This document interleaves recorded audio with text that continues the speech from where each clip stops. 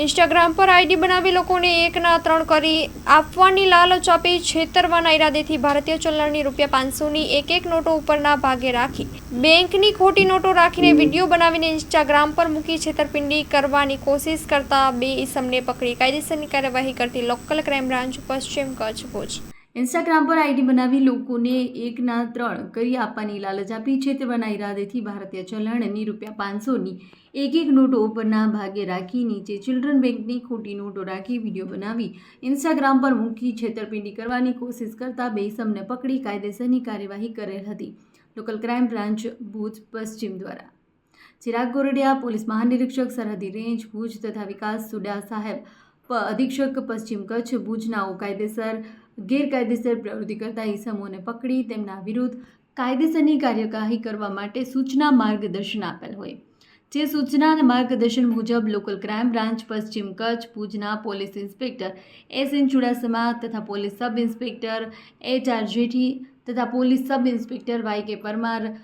ગેરકાયદેસર પ્રવૃત્તિ કરતા ઈસમોને પકડી તેના વિરુદ્ધ કાયદેસર કાર્યવાહી કરવા માટે સૂચના માર્ગદર્શન આપેલ હોય જેમાં ઇન્સ્ટાગ્રામ પર એક રામભાઈ પટેલ નામની આઈડી પરથી ભારતીય ચલણી ₹500ની નોટોના બંડલોનો એક વિડીયો વાયરલ થયેલ જેમાં એક લોખંડની અનાજ ભરવાની મોટી પેટી તથા 2 લોખંડના ટ્રક જેમાં ભારતીય ચલણની ₹500ની નોટો ભરેલ જોવામાં આવે છે અને તેના પર એક મોબાઈલ ફોન પડેલ હોય જે ફોનની ડિસ્પ્લેમાં રામભાઈ પટેલ 9768676087 તથા 2,06 લાખ તથા લોકેશન ગુજરાત કચ્છ લખેલ હોય અને આ વિડીયોમાં કોઈ વ્યક્તિ હિન્દીમાં રામભાઈ પટેલ ગુજરાત કચ્છ ભુજ લોકેશન જાયગા મેરા ભાઈ ઠીક હે તેવું બોલતો સંભળાય છે જેથી આ વિડીયો કોઈ અજાણ્યા માણસોએ લોભામણી વિડીયો ક્લિપ બનાવી લોકોને વિશ્વાસમાં લઈ તેઓની સાથે છેતરપિંડી કરવાના ઈરાદે બનાવેલ હોય જેથી આવો ગુનો બનતા અટકાવવા માટે પોલીસ ઇન્સ્પેક્ટર SN ચુડાસમાએ લોકલ ક્રાઇમ બ્રાન્ચના ASI Nilesh Bhatt police head constable Dharmendra Raval police constable Jivraj ગઢવીનાએ વિડીયો બનાવનારી સમૂહને શોધી પકડી કાઢી કાયદેસરની કાર્યવાહી કરવા સૂચના આપેલ સૂચનાના આધારે ટેકનિકલ હ્યુમન સોર્સિસના આધારે ઉપરોક્ત વિડીયો બાબતે તપાસ કરતા ભુજ કેમ્પ એરિયા અક્ષાનગર મધ્ય રહેતા 2 ઈસમો અબ્દુલ રઝાક રઉફ રાયમા રેહાન અલી મામૂદ સમાતવાળાઓને ભુજ LCB ઓફિસે લાવી